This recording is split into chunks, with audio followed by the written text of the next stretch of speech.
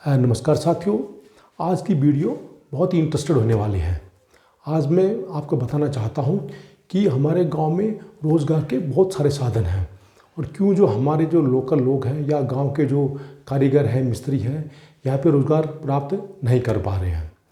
इसलिए अंत तक इस वीडियो में बने रहिए। बंधुओं, मैं पिछले 6-7 महीने से गाँव में हूँ और अपना मकान बना रहा हूँ।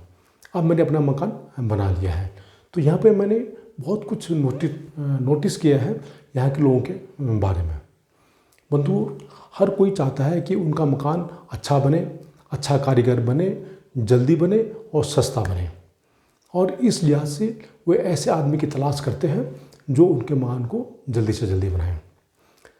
साथियों, आपको तो पता है कि हमारे यहाँ पे कारीगर जो है वो अधिकतर जो है वो बाहर से आते हैं या देसी कारीगर होते हैं। ये लोग हैं कोटद्वार से आ रहे हैं, रामनगर से आ रहे हैं और काशीपुर से आ रहे हैं। इनके काम करने की बहुत अच्छी क्वालिटी है। एक तो ये जल्दी से जल्दी काम समाप्त कर देते हैं और अपना खाना खुद अपने साथ लाते हैं। ये क्या करते हैं कि छोटे छोटे कस्बों में रहते हैं, गांव में रहते हैं और एक आध कमरे में ही 4-5 लोग रह जाते हैं, और इनके काम करने की जो क्षमता है वो बहुत अधिक है। इसलिए जो हमारे जो लोग हैं वो इनसे काम करना पसंद करते हैं।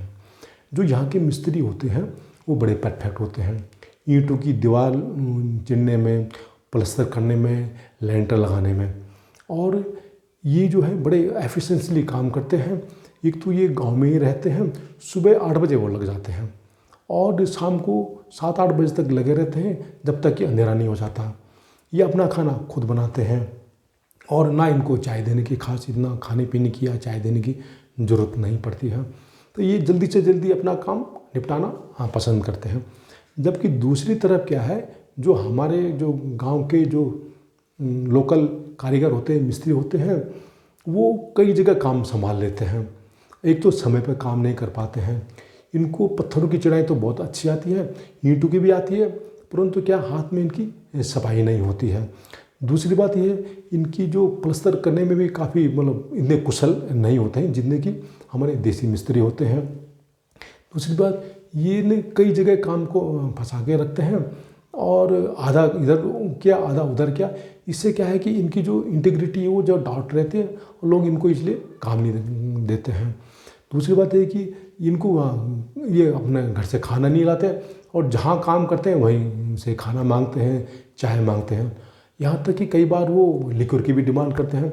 अब लोग क्या है कि इन सब चीज़ों को पूर्ति करने में आनाकानी करते हैं, हिचक करते हैं। इसलिए वे प्रेफर करते हैं कि देसी मिस्त्री को ही रखा जाए। दूसरी बात है कारपेंटर की बात। हमारे हर गांव में 1-1, 2-2 कारपेंटर हैं, परंतु क्या है ये इतने परफेक्ट नहीं है। दूसरी, ये कई जगह काम संभाल के रखते हैं, ये तो टाइम पे नहीं करते हैं। मैंने कई कारपेंटर को काम देने की यहाँ कोशिश करी, परंतु हुआ क्या कि वो या कारपेंटर ने पैसे ले लिए और फिर काम शुरू नहीं किया। इसके लिए काम के लिए बहुत ही इंटीग्रिटी की ज़रूरत होती है। दूसरे, जो बाहर के जो कारपेंटर हैं या जो देसी कारपेंटर हैं वो बड़े एक्सपर्ट होते हैं। उनके पास क्या है कि नई नई टेक्नोलॉजीज़ हैं, नई नई मशीनें हैं। बिजली से चलने वाली मशीन है, जो रंधा होता है वो बिजली से करते हैं, आरी वो बिजली से काम करते हैं, कील जो लगाते हैं वो बिजली का काम करते हैं, और जल्दी और साफ़ सफाई में काम करते हैं। तो उनको यहाँ पे जल्दी से काम मिल जाता है। वो अपना मोटरसाइकिल पकड़ी और सीधा घर में पहुँच जाते हैं और 2-4 दिन में फटाफट काम निपटा के चले जाते हैं। वही हाल दूसरी तरफ से, जबकि हमारे यहाँ के जो कारपेंटर हैं वो इतने एफिशिएंट नहीं है। पुराने औजार से अभी भी काम कर रहे हैं और एक घर में लगे तो कई दिनों तो वो काम ख़त्म नहीं कर पाते। और तीसरी बात मैं बताना चाहता हूँ कि जो ख़ास तौर पर यहाँ जो ज़रूरत पड़ती है वो टाइल्स लगाने की ज़रूरत पड़ती है। अब जितने भी जो मकान बन रहे हैं, लोग हैं मकानों में टाइल्स लगाना पसंद कर रहे हैं, यहाँ तक कि बाहर की दीवारों में भी टाइल्स लगा रहे हैं। और जो हमारे यहाँ के जो घरेलू या गांव के जो मिस्त्री हैं उनको टाइल्स लगाना ही नहीं आता है। इसलिए ख़ास तौर पे बाहर के मिस्त्रियों पर हमें डिपेंड रहना पड़ता है। पिछले दिनों जब मैंने यहाँ टाइल्स लगाई तो मैंने टाइल्स लगाने के 30,000 रुपये दिए। वो बाहर के मिस्त्री थे, उन्होंने बड़े शानदार तरीके से टाइल्स लगाई क्योंकि वो परफेक्ट है इस चीज़ के बारे में। तो अगर ये 30,000 रुपये में यदि आपने गांव के आसपास के मिस्त्री को देता तो कितना अच्छा होता कि वो यहाँ पे उसका रोज़गार मिलता, उसकी आय बढ़ती। एक चीज़ और है कि यहाँ पे आजकल सफ़ेदी करने की, पुट्टी लगाने की या रंग रोगन की बहुत डिमांड बढ़ रही है, और ये भी हमारे जो आसपास के गांव के लोगों को, यहाँ के कारीगरों को नहीं आता है। ये कारीगर भी बाहर से आ रहे हैं, कोई काशीपुर से आ रहा है, कोई रामनगर से आ रहा है, और इनको काम करने का बड़ा अच्छा तजुर्बा है और बहुत जल्दी काम को ये निपटा देते हैं, बड़ी सफाई से कर देते हैं।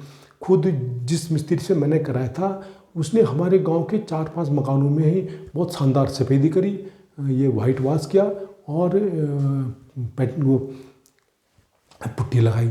मैंने इसमें लगभग 40,000 रुपये खर्च किए, परंतु यहाँ हमारे गांव के आसपास के लोगों को ये पुट्टी लगाना नहीं आता, रंग रोगन करना नहीं आता, और ना ही इनको ये मतलब साफ़ सफाई से काम करना आता है।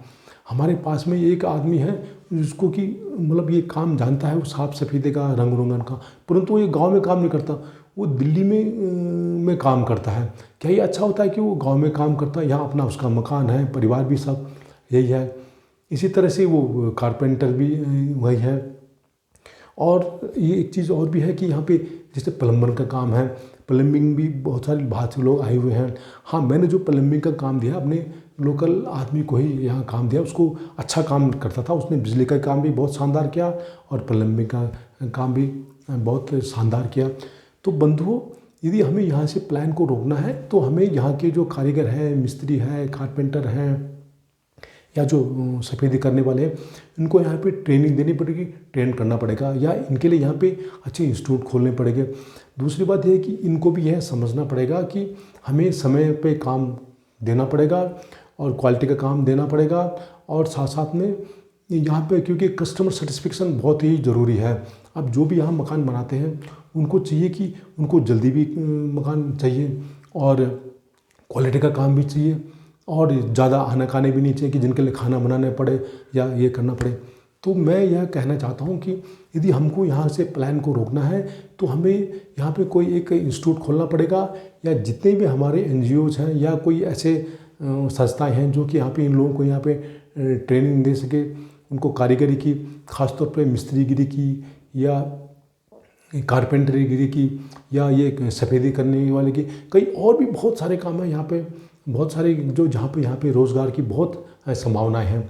मैंने पहले भी कहा है कि यदि आप गांव में मकान बनाते हैं तो यहाँ पे कम से कम 10 आदमी को रोज़गार मिल जाता है।